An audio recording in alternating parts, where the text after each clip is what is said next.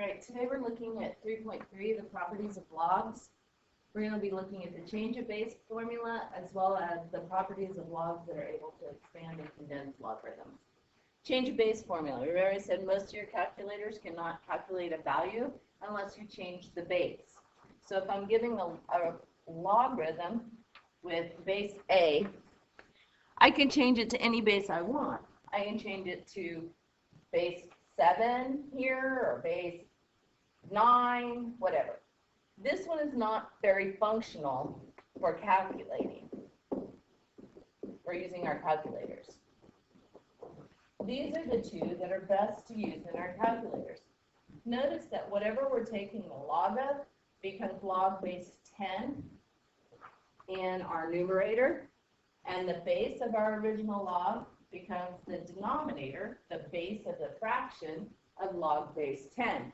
This will help us calculate values of logarithms using calculators that you cannot enter the base with. For example, if I have log base 4 of 25, I can rewrite that in a base 10 log, or I could use the natural log. Again, that's because it's any base. I can change it to any base, but those happen to be the keys on my calculator with which I can get values. If I plug this into my calculator, I'm going to get approximately 2.322, and if I put this in my calculator, notice I get 2.32, the same answer. I personally never use the natural log button, but you can use that one because I always look at the word log, and it's just easier for me to change it to the base 10, the common log, log of 12 over the log of 2. Enter that into my calculator, and I can get it out this value. Okay, so that will become important when we begin to solve logarithms and exponentials. Now we have the three properties. They're also true for all natural logs because they're just a log with the base of e. Again, a has to be positive and not equal to 1, just like any other thing. And if u and v are positive real numbers, the following properties are true. Okay? If I'm multiplying, I can expand it to an addition problem, or I have the addition problem, which I can condense to a multiplication problem. Notice in the expansion, I go from one log word to 2, or 3, or 4, and then vice versa. When I condense, I go from multiple log words into one log word. A division problem expands to a subtraction problem, and a subtraction problem will condense to a division problem. The expansion of an exponent means the exponent n becomes a coefficient, so this is the expanded version where we expand. And then here's where we condense, where we bring that coefficient back into the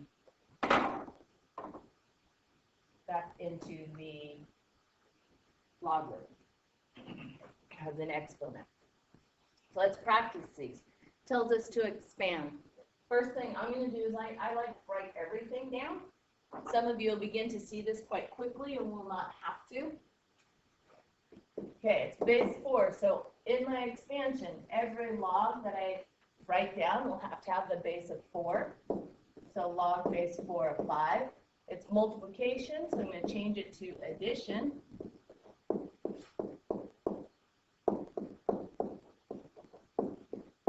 Okay, now once I have an addition problem, I can no longer use, it's not quite fully expanded. The first term is expanded fully. This one is not because it has an exponent of 3. So I finish up my expansion. That one's fully expanded. I bring the exponent in front.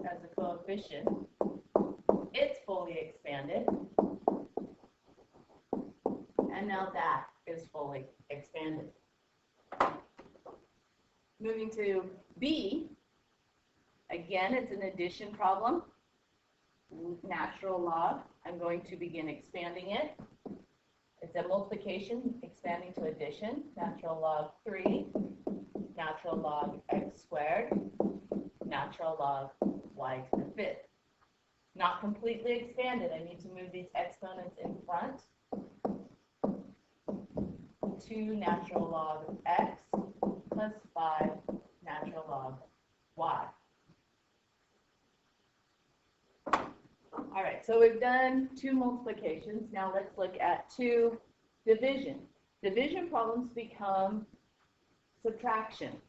So I'm going to say this is the natural log of 3x squared minus natural log of 4.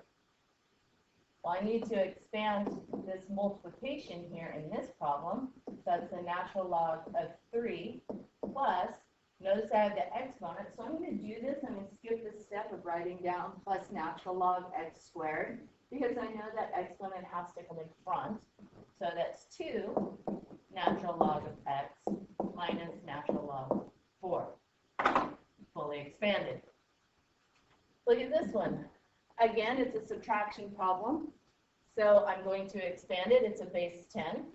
So it's log x plus 2 quantity squared minus log 4 times x. Well, in this first term here, I have a coefficient, or I have an exponent, so I bring it out as the coefficient.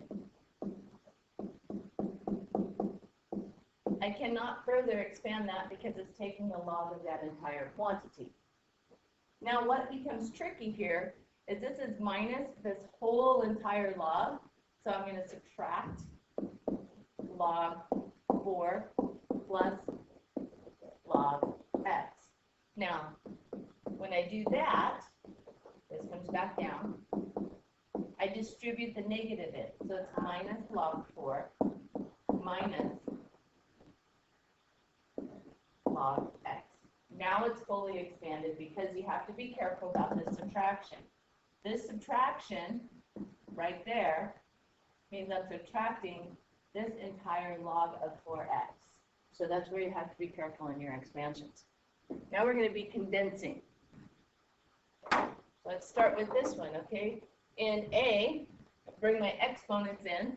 So I have log base 2 of x to the 3rd plus log base 2 quantity x minus 3 to the 5th.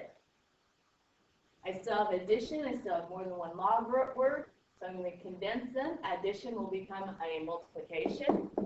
So log base 2 x to the 3rd. Okay, so I have now x to the 3rd. Now I need to go ahead and condense that addition to a multiplication. And now I'm going to be done because I'm not going to multiply that x minus 3 to the 5th out. All right, so now let's look at B. First, I need to bring in my exponent again.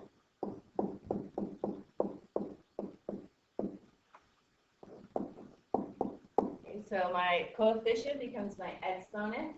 It's a subtraction problem, so it's going to become an addition. And remember, when we condense, we come down to one log word. So we have natural log x minus 4 to the 4th over x squared. And then we are done.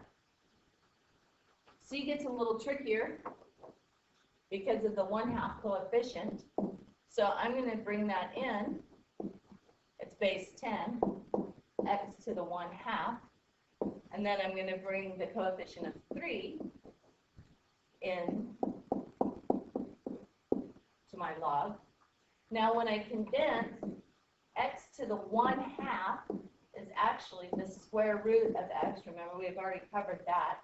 The subtraction becomes division. And now I am done. Last one. Okay, so I'm going to bring in all my exponents. X to the third, y to the fourth, z to the fifth. Now my addition is going to become multiplication.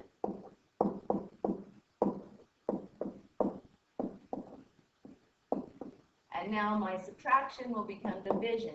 Notice I went from 2 to 1 log word. Now I'm going from these two to the last one to find all my condensed